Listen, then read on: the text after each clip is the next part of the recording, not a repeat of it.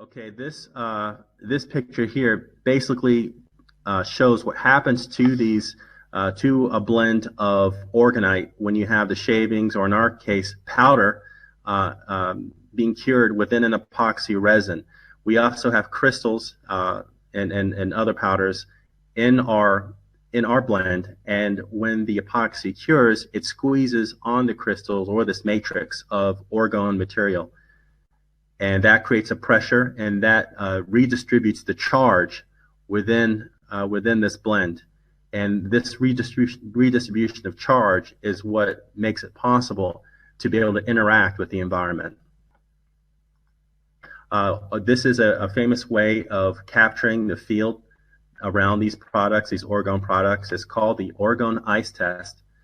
And what you can do is take a charge plate. What you see here is a plate. It's called a charge plate. And you can take it into a freezer, get a jar of distilled water, no minerals in it, distilled water, and put it on the plate and let it freeze completely. And when you get it out of the freezer and let it thaw, what you will see is a beautiful ice sculpture of a vortex or a tornado or sometimes a snowball in the middle in the ice. And what that is the molecular bonds of the water have been formed in the shape of the vortex or the field that's coming off of the Orgone piece. And it actually changes, reorients the molecules, as you can see here. Now, one of the important minerals that we have in our blend of our Orgone products is shungite powder. Now, shungite is a special mineral only found in one place in the world, in Karelia, Russia. Now, the people in that part of the world have been using shungite for centuries, but in the past 100 years, they have really gone in depth into how it functions, because it is believed to have come down as an asteroid. And is a mineral that is 98% carbon. It has a natural abundance of fullerenes, and these fullerenes have amazing properties. So they use shungite for anything from nuclear cleanup to water filtration. It has healing qualities.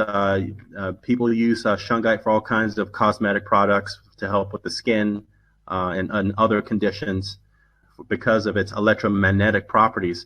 And its electromagnetic properties, the fullerene's ability to change incoming fields, to change the spin of the fields, is so popular and has been so positive in its results on the human body, that in elite locations like I think it's Sochi and Davos, there are resorts there where they have what are called shungite rooms.